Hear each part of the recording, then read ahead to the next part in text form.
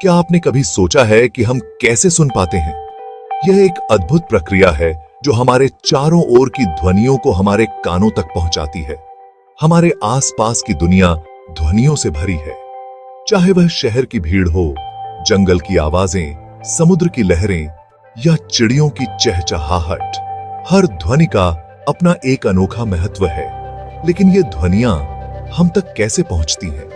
यह जानना बहुत रोचक है कि ध्वनियां कैसे हमारे कानों तक पहुंचती हैं और हम उन्हें कैसे समझ पाते हैं। इसका उत्तर है ध्वनि तरंगे।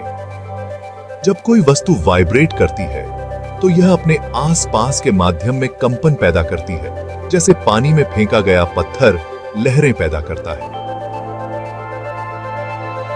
जब कोई चीज वाइब्रेट करती है तो यह अपने आसपास के माध्यम में कंपन पैदा करती है। कंपन ध्वनि तरंगों के रूप में फैलता है जो हमारे कानों तक पहुंचता है। ये तरंगें हमारे कानों तक पहुंचती हैं और हमारे कान इन तरंगों को इलेक्ट्रिकल सिग्नल्स में बदलते हैं और हमारा दिमाग इन्हें ध्वनि के रूप में ट्रांसलेट करता है। यह प्रक्रिया इतनी तेज होती है कि हम इसे महसूस भी नहीं कर पाते। तरंगें एनर्जी का एक डिस्टर्बेंस है जो स्पेस में ट्रैवल करती हैं। यह एक अद्भुत यात्रा है जो हमें हमारे चारों ओर की ध्वनियों से जोड़ती है और हमें इस दुनिया को एक नए दृष्टिकोण से देखने का मौका देती है। ध्वनि तरंगें लॉन्जिट्यूडिनल वेव्स होती हैं, जहां माध्यम के कण तरंग की डायरेक्शन में वाइब्रेट करते हैं। इसे समझने के लिए स्लिंकी स्प्रिंग का यूज कर सकते हैं। जब आप स्प्रिंग को आगे पीछे पुश करते हैं तो कंप्रेशन और रेयरफैक्शन की तरंगें ट्रैवल करती हैं। ध्वनि तरंगें भी इसी तरह ट्रैवल करती हैं, कंप्रेशन और रेयरफैक्शन की एक सीरीज बनाते हुए। ध्वनि तरंगों में कंप्रेशंस और रेयरफैक्शंस होते हैं। कंप्रेशन वह एरिया है जहां कण पास पास होते हैं, मतलब हाई प्रेशर का एरिया। रेयरफैक्शन वह एरिया है जहां कण दूर दूर होते हैं, मतलब लो प्रेशर का एरिया। ये कंप्रेशंस और रेयरफैक्शंस माध्यम से ट्रैवल करते हैं, एनर्जी को अपने साथ ले जाते हुए। कण खुद ज्यादा दूर तक ट्रैवल नहीं करते, बस अपनी जगह पर ही वाइब्रेट करते हैं। हवा ध्वनि का सबसे कॉमन माध्यम है। जब कोई चीज वाइब्रेट करती है, जैसे गिटार का तार, तो यह हवा के मॉलिक्यूल्स को कंप्रेशंस और रेयरफैक्शंस में पुश करता है। ये तरंगें हमारे कानों तक पहुंचती हैं, हमारे ईयर ड्रम्स को वाइब्रेट कराती हैं और फिर हमारे दिमाग द्वारा ध्वनि के रूप में इंटरप्रेट की जाती हैं। स्लिंकी स्प्रिंग का यूज ध्वनि तरंगों को इमेजिन करने के लिए किया जा सकता है। जब एक व्यक्ति स्प्रिंग को आगे पीछे पुश करता है तो लॉन्जिट्यूडिनल वेव्स बनती हैं। स्प्रिंग के कुछ हिस्से कंप्रेशन में करीब आते हैं, जबकि अन्य रेयरफैक्शन में दूर होते हैं। स्प्रिंग का हर एक कॉइल अपनी जगह से ज्यादा दूर नहीं जाता, बस अपने पास वाले कॉइल के साथ वाइब्रेट करता है। ध्वनि तरंगें भी इसी तरह माध्यम में ट्रैवल करती हैं। आपने गरज और बिजली फ्रेज सुना होगा। यह इसलिए है क्योंकि प्रकाश ध्वनि से तेज गति करता है। हवा में ध्वनि लगभग 343 मीटर प्रति सेकंड की स्पीड से ट्रैवल करती है। ठोस चीजों में, जैसे स्टील, ध्वनि तेजी से ट्रैवल करती है क्योंकि कण पास पास होते हैं। यह समझना कि ध्वनि अलग अलग स्पीड से ट्रैवल करती है कई चीजों को एक्सप्लेन कर सकता है, जैसे कि हम बिजली चमकने के बाद गरज की आवाज क्यों सुनते हैं। सभी ध्वनियां एक जैसी नहीं होती। हर ध्वनि का अपना एक अनूठा गुण होता है जो उसे दूसरों से अलग बनाता है। कुछ ध्वनियां हाई पिच की होती हैं, जबकि अन्य लो पिच की। पिच ध्वनि की ऊंचाई या नीचाई को दर्शाती है। कुछ ध्वनियां तेज होती हैं, जबकि अन्य धीमी। यह ध्वनि की प्रबलता पर निर्भर करता है। पिच एक ध्वनि की पिच तरंग की फ्रीक्वेंसी से पता चलती है। फ्रीक्वेंसी ध्वनि तरंगों की संख्या है जो 1 सेकंड में उत्पन्न होती है। हाई फ्रीक्वेंसी का मतलब है ज्यादा वाइब्रेशंस, मतलब हाई पिच। उच्च पिच वाली ध्वनियां अक्सर तीव्र और स्पष्ट होती हैं। लो फ्रीक्वेंसी का मतलब है कम वाइब्रेशंस, मतलब लो पिच। निम्न पिच वाली ध्वनियां गहरी और भारी होती हैं। प्रबलता, एक ध्वनि की प्रबलता तरंग के एम्पलीट्यूड से पता चलती है। एम्पलीट्यूड ध्वनि तरंग की ऊंचाई है। बड़ा एम्पलीट्यूड मतलब एनर्जी ज्यादा, मतलब तेज ध्वनि।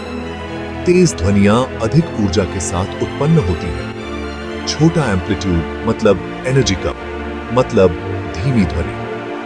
धीमी ध्वनियां कम ऊर्जा के साथ उत्पन्न होती हैं। पिच और प्रबलता, ये दोनों मिलकर तय करते हैं कि हम किसी ध्वनि को कैसे सुनते हैं। ध्वनि की गुणवत्ता उसकी पिच और प्रबलता के संयोजन से निर्धारित होती है। संगीत और शोर के बीच का अंतर भी इन्हीं गुणों पर निर्भर करता है।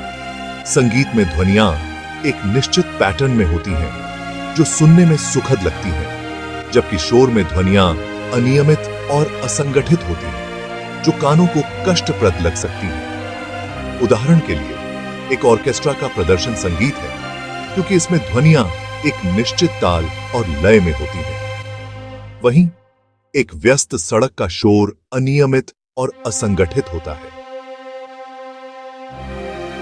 ध्वनि की गुणवत्ता को समझने के लिए वैज्ञानिक ध्वनि तरंगों का विश्लेषण करते हैं।